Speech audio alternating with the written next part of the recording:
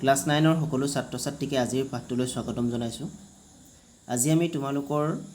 সাপ্লিমেণ্টাৰী reader মোমেণ্টছৰ the adventures of টোটো নামৰ পাঠটিৰ লাষ্টৰ দুটা পেজ আলোচনা কৰিম। মই ইতিমধ্যে আগৰ ভিডিঅ'টোত বা আগৰ পাঠটোত তোমালোকক ইয়াৰ প্ৰথম দুটা পেজৰ বিষয়ে আলোচনা কৰিছিলোঁ আৰু আমি গম পাইছিলোঁ যে লেখকৰ ককাকে, লেখক আছিলে ৰাস্কিন বণ্ডৰ ককাকে টোটো নামৰ এটা বান্দৰ পোৱালি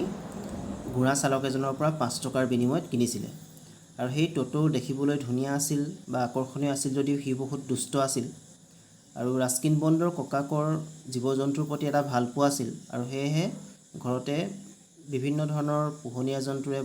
ভৰপূৰ এখন ব্যক্তিগত চিৰিয়াখানা আছিল আৰু সিহঁতৰ আইতাকে ককাকে যেতিয়া নতুন জীৱ জন্তু ঘৰলৈ লৈ আহে সেই কথাটোত ভাল পোৱা নাছিল আৰু আইতাকে সদায় গালি পাৰিছিল বা আইতাকে সদায় এই বিষয়ত হুলস্থুল কৰিছিল আৰু টোটো যিহেতু বহুত দুষ্ট আছিল আৰু সেই সিহঁতৰ ঘৰত থকা চিৰিয়াখানাখনৰ বাকী জীৱ জন্তুবিলাকৰ লগত সি দুষ্টামি কৰিছিল আৰু সেয়েহে এদিন ককাকে তাক সাহাৰানপুৰলৈ, যিহেতু ককাকৰ যাব লগা আছিল তালৈ লৈ গৈছিল, দেহৰাদুনৰ সাহাৰানপুৰলৈ আৰু তাতো সি বহুত দুষ্টামি কৰিছিল আৰু টিকেট সংগ্ৰহ কৰোঁতাজনে তাক কুকুৰ বুলি ভাবি তাৰ পৰা ভাড়াও সংগ্ৰহ কৰিছিল আৰু আমি সেই বিষয়ে ইতিমধ্যে অধ্যয়ন কৰিলোঁ আৰু আমি যিমানলৈকে অধ্যয়ন কৰিলোঁ এটা কথা গম পাইছিলোঁ যে তেতিয়ালৈকে টোটোৰ উপস্থিতি সিহঁতৰ ঘৰখনত গোপনীয় কৰি ৰখা হৈছিল বা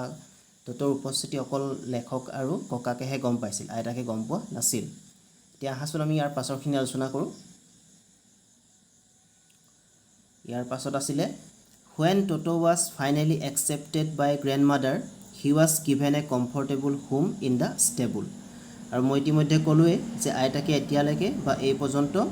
টোটোৰ উপস্থিতি গম পোৱা নাছিল আৰু অৱশেষত আইতাকে টোটোৰ উপস্থিতি গম পালে বা আইতাকে টোটোক কি কৰিলে, একচেপ্ট কৰিলে, গ্ৰহণ কৰিলে আৰু যেতিয়া আইতাকে টোটোক একচেপ্ট কৰিলে তেতিয়া তাক কি দিয়া হ'ল, he was given a comfortable home in the stable. তাক এটা কি দিয়া হ'ল, তাৰ উপযোগী ঘৰ দিয়া হ'ল বা উপযোগী এটা ঠাই দিয়া হ'ল। ইন দ্য ষ্টেবল, ক'ত দিয়া হ'ল, ষ্টেবল মানে ঘোঁৰা ৰখা ঠাই বা গোহালিৰ নিচিনা এডোখৰ ঠাইত তাক থাকিবৰ কাৰণে জেগা দিয়া হ'ল। Where he had for a companion the family donkey Nana, আৰু য'ত কোন আছিল, সিহঁতৰ যিটো পোহনীয়া গাধ আছিল আৰু তাৰ নামটো আছিল নানা, কম্পেনিয়ন, আৰু সেই কম্পেনিয়ন মানে কি হ'ল, টোটোৰ কাৰণে সেই গাধটোৱে লগৰীয়া হৈ পৰিল। On Toto's first night in the stable, আৰু সেইদিনাখন যিদিনা প্ৰথম ৰাতি আছিল সেই গোহালিটোত বা সেই ঘোঁৰা ৰখা স্থানত টোটোৰ যিটো প্ৰথম ৰাতি আছিল, grandfather paid him a visit to C if he was comfortable, আৰু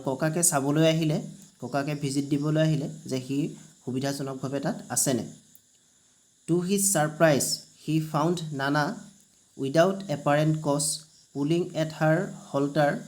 and trying to keep her head as far as possible from a bundle of hay. কিন্তু ককাকে আহি আচৰিত হৈছিলে। To his surprise he found Nana, আৰু নানাক কি কৰি থকা দেখিছিলে, নানাক যিডাল ৰছীৰে বান্ধি থোৱা আছিলে হল্টাৰ, আৰু সেই ৰছীডাল সি ক্ৰমান্বয়ে টানি থকা দেখা পাইছিলে। And trying to keep her head as far as possible from a bundle of hay, আৰু সেই গাধটোক যদি বান্ধি থোৱা আছিলে আৰু তাত কিছুমান খেৰ দিয়া আছিলে আৰু সেই খেৰ দিয়া যোনডোখৰ জেগাত বান্ধি থোৱা আছিলে তাৰ পৰা ক্ৰমান্বয়ে আঁতৰি আহিবলৈ বিচাৰিছিলে। Grandfather gave Nana a slap across her haunches and she jerked back, আৰু ককাকে তেতিয়া নানাক পিছফালৰ পৰা জোৰকৈ থাপৰ দিয়া নিচিনা, স্লেপ মানে থাপৰ মৰা, তাৰমানে ইয়াত হাতেৰে জোৰকৈ পিছফালে মাৰি দিছিলে, সেইটো বুজাইছে। And she jerked back dragging Toto with her, আৰু সেই গাধটো একচুৱেলি নহয়, গাধ মানে মাইকী গাধ, চি বুলি কৈছে, আৰু তাই জঁপিয়াই দিছিলে আৰু কি কৰিছিলে, টোটোকো টানি আনিছিলে। He had fastened on to her long ears with his sharp little teeth, সেই নানাই যে তেনেকুৱা আচৰণ কৰিছিলে তাৰ কাৰণটো আছিলে তাৰমানে টোটোৱে তাইৰ যিকেইখন দীঘল কাণ আছিলে, লং ইয়াৰ্ছ, তাত টোটোৰ চোকা দাঁতকেইটাই, শ্বাৰ্প লিটল টিথ সেই দাঁতকেইটাই কামুৰি আছিল আৰু সেইকাৰণেহে সেই নানা বা সেই গাধটোৱে তেনেকুৱা ব্যৱহাৰ কৰিছিল ট'টো এণ্ড নানা নেভাৰ বিকেম ফ্ৰেণ্ডছ ট'টো আৰু নানা কেতিয়াও বন্ধু হ'ব নোৱাৰিলে বা সিহঁতৰ মাজত কেতিয়াও মিলা প্ৰীতি নহ'ল a great treat for Toto during cold winter evening was the large bowl of warm water given him by grandmother for his bath আৰু ঠাণ্ডা দিনৰ যিবিলাক গধূলি বা ঠাণ্ডা দিনৰ সন্ধিয়া ট'টক কেনেকুৱা ধৰণে শুশ্ৰূষা কৰা হৈছিল বা কেনেকুৱা ধৰণে ট্ৰিট দিয়া হৈছিল he was the large bowl of warm water তাক মানে এটা ডাঙৰ পাত্ৰত গৰম পানী দিয়া হৈছিল বাই গ্ৰেণ্ডমাদাৰ কোনে দিছিল আইতাকে দিছিল ফৰ হিজ বাথ আৰু তাক গা ধুবৰ কাৰণে he would cunningly test the temperature with his hand আৰু সি বহুত টেঙৰ আছিল আৰু সি বহুত চতুৰামীৰে কি কৰিছিল সেই তাৰ হাত দুখনেৰে টেষ্ট দ্য টেম্পাৰেচাৰটো বা পানীখিনি কিমান গৰম পানীখিনিৰ উষ্ণতাটো জুখিছিল then gradually step into the bath আৰু ক্ৰমান্বয়ে লাহে লাহে মানে গা ধুবৰ কাৰণে আগবাঢ়িছিল ফাৰ্ষ্ট 1 ফুট প্ৰথমতে এটা ভৰি দিয়ে দেন দ্য আদাৰ তাৰপিছত আনটো এজ হি হেড চিন মি ডুইং আৰু ইয়াত কি বুলি কৈছে যে লেখকেও ঠিক তেনেকুৱা ধৰণে গা ধুইছিলে আৰু সেই বান্দৰটোৱে লেখকক চাই বা লেখকক দেখিয়ে তেনেকুৱা ধৰণৰ কাণ্ডবোৰ কৰিছিলে আৰু সেইকাৰণে লেখকে কৈছে যে মোক গা ধোৱা নিচিনাকৈ তেওঁ সেই বান্দৰটোৱে তেনেকৈ কৰিছিলে until he was into the water up to his neck আৰু যেতিয়ালৈকে সি কি কৰে ডিঙিটো সুমুৱাই নিদিয়ে গৰম পানীখিনি ডিঙিটো সুমুৱাই নিদিয়ে তেতিয়ালৈকে সি তেনেকৈ কৰি থাকিছিলে ওৱান্স কমফৰ্টেবল আৰু যেতিয়া সি সুবিধাজনক ফিল কৰে বা যেতিয়াই সি তাৰ ভাল লগা হয় he would take the soap in his hands or feet and rub himself all over once comfortable আৰু যেতিয়াই সি মানে কমফৰ্টেবল অনুভৱ কৰে সি সুবিধাজনক অনুভৱ কৰে তেতিয়াই সি চাবোন লয় আৰু তাৰ হাতত ঘঁহে অৰ ফিট আৰু ভৰিকেইটাতো ঘঁহে and rub himself all over আৰু গোটেই গাতে সি চাবোন ঘঁহে when the water became cold আৰু যেতিয়া পানীখিনি ঠাণ্ডা হৈ যায় he would get out and run as quickly as he could to the kitchen fire আৰু যেতিয়াই পানীখিনি ঠাণ্ডা হৈ যায় সি তাৰ পৰা ওলাই আহে আৰু দৌৰি মানে খুব খৰকৈ সি ক'লৈ যায় as he could to the kitchen fire আৰু পাকঘৰলৈ যায় কিটচেনলৈ যায় য'ত কি কৰি থোৱা থাকে জুই ধৰি থোৱা থাকে in order to dry himself যাতে সি তাত শুকুৱাব পাৰে বা তাত সি গৰম অনুভৱ কৰিব পাৰে ইফ এনিৱান laughed at him during this performance যদি তাৰ এইখিনি কাম কৰোঁতে বা এইখিনি কাৰুকাৰ্য কৰোঁতে কোনোবাই তাক দেখি হাঁহে ট'টোজ ফিলিং উড বি হাৰ্ট ট'টোৰ কি হয় ট'টোৱে বহুত দুখ পায় সি অন্তৰত বহুত দুখ পায় and he would refuse to go' on with his bath আৰু সি যেতিয়া সি দুখ পায় তেতিয়া সি নেক্সট টাইম গা ধুবলৈ ইচ্ছা নকৰে বা গা ধুবলৈ নাযায় one day ট'টো nearly succeeded in boiling himself alive আৰু এদিনাখন কি হৈছিলে সি তেনেকৈ পানী গৰম অৱস্থাৰ পৰা কোনোমতেহে সি বাচিছিল তাৰ পাছৰ পেৰাগ্ৰাফটো চাওঁ a large kitchen kettle had been left on the fire to boil for tea and Toto finding himself with nothing better to do decided to remove the lid a large kitchen kettle এটা ডাঙৰ কেটলি কি কোৱা হৈছিলে had been left on the fire to boil for tea আৰু চাহ গৰম কৰিবৰ কাৰণে এটা ডাঙৰ কিটচেন জুইত সদায় কি থোৱা থাকে বা জুইত দি থোৱা থাকে and Toto finding himself with nothing better to do আৰু ট'টোৱে যিহেতু একো কাম কৰিব লগা নাছিল সেইকাৰণে সি কি কৰিলে decided to remove the lid আৰু সি কি কৰিলে সেই কেটলিটোৰ ঢাকনিখন আঁতৰাই দিলে বা ঢাকনিখন খুলি দিলে finding the water just warm enough for a bath আৰু সি কি দেখিলে যে গা ধুবৰ জোখাৰে পানীখিনি গৰম হৈ আছে সি গট ইন সি তাৰ ভিতৰত সোমাই দিলে with his head sticking out from the open kettle আৰু সেই খোলা কেটলিটোত পৰা যাতে সি দেখি থাকে সি কি কৰিলে তাৰ মূৰটো উলিয়াই ৰাখিলে this was just fine for a while আৰু কিছু সময়ৰ কাৰণে চব ঠিকেই আছিল বা তাৰ কাৰণে কিছু সময়ৰ কাৰণে ঠিক আছিল until the water began to boil আৰু পানীখিনি গৰম নোহোৱালৈকে Toto then raised himself a little ট'টোৱে তেতিয়া তাৰ নিজকে অকণমান তাৰ পৰা উঠিলে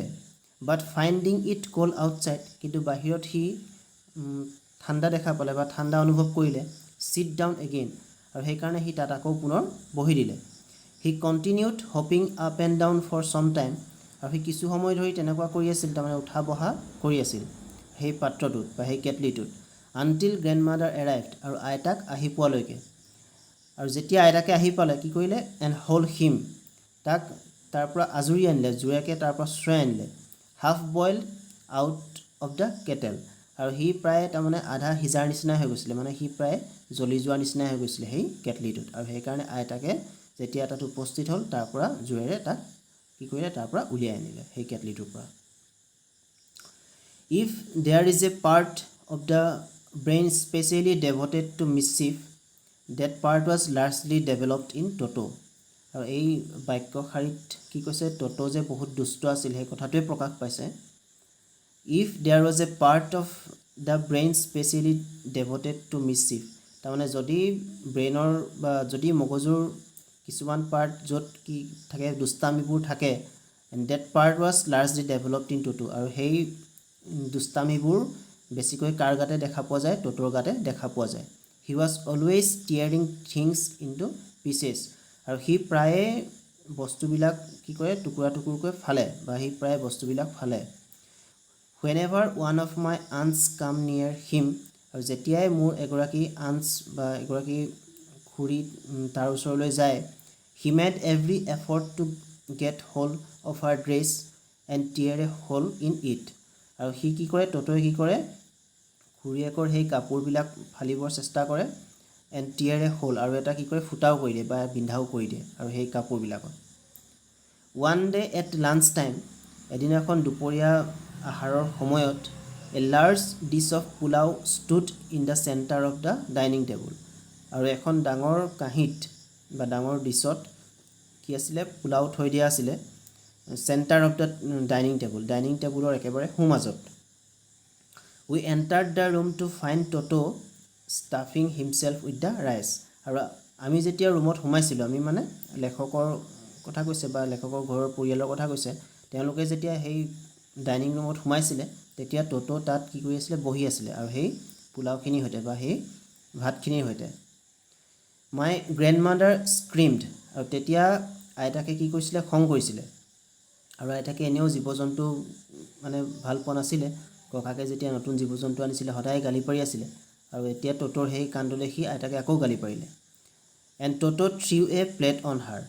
আৰু যেতিয়াই আইতাকে ট'টোক গালি পাৰিছিলে ট'টোৱে আইতাকলৈ এখন কি দলিয়াই দিলে এখন প্লেট দলিয়াই দিলে ওৱান অফ মাই আণ্টছ ৰুষ্ট ফৰৱাৰ্ডছ আৰু মোৰ এগৰাকী মানে লেখকৰ এগৰাকী খুৰীয়েক কি হৈছিলে আগবাঢ়ি আহিছিলে and received A glass of water in the face আৰু এগিলাচ পানী মুখলৈ মাৰি দিছিলে হুৱেন গ্ৰেণ্ডফাদাৰ এৰাইভড যেতিয়া ককাক উপস্থিত হ'ল Toto picked up the dish of the pulao and made his exit through' a window' আৰু যেতিয়া ককাক উপস্থিত হ'ল ট'টোৱে তেতিয়া পোলাওৰ সেই ডিছখন তুলি ল'লে আৰু সি খিৰিকীয়েদি পলালে made his exit through' a window' আৰু সি খিৰিকীয়েদি গুচি গ'ল we found him in the branches of the jackfruit tree jackfruit মানে কঁঠাল গছ আৰু আমি তাক ক'ত বিচাৰি পাইছিলোঁ ক'ত দেখা পাইছিলোঁ কঁঠাল গছৰ ডালত তাক দেখা পাইছিলোঁ the dish still in his arms আৰু তাৰ লগত এতিয়াও সেই পোলাওৰ ডিছখন আছিলেই he remained there all afternoon মানে পাছবেলাটো প্ৰায় সমগ্ৰ গোটেই পাছবেলাটোৱে বা পাছবেলাৰ বহুখিনি সময় সি তাত আছিল eating slowly through' the rice আৰু সেই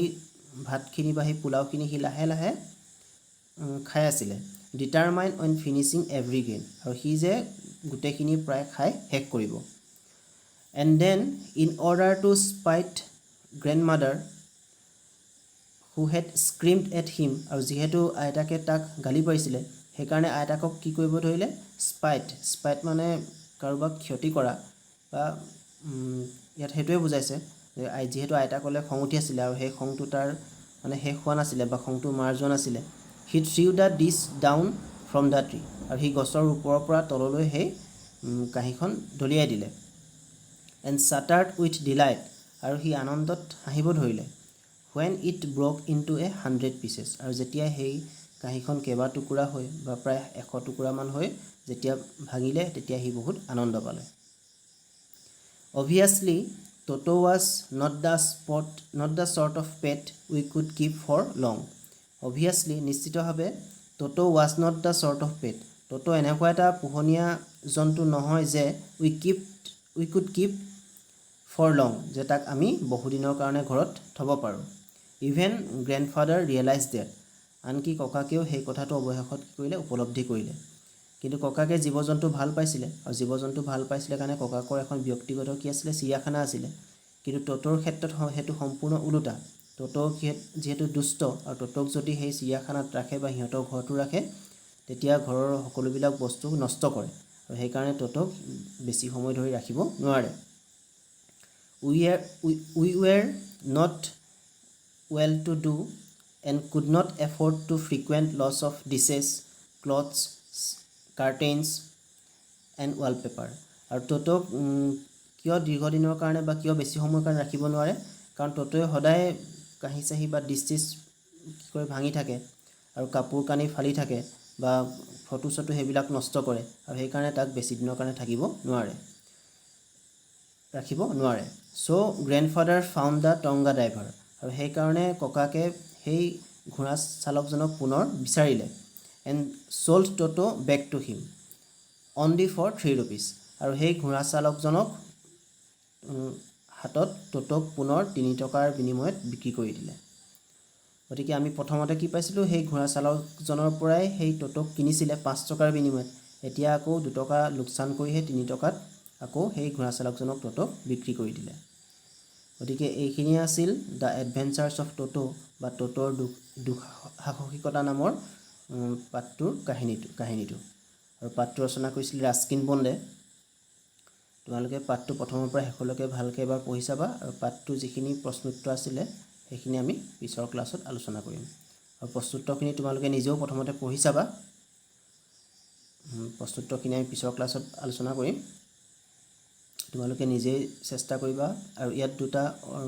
শব্দৰ অৰ্থও দিয়া আছে, সেইকেইটাও ভালকৈ চাবা, আৰু লেচনটো পুনৰ এবাৰ ভালকৈ পঢ়িবা। ধন্যবাদ।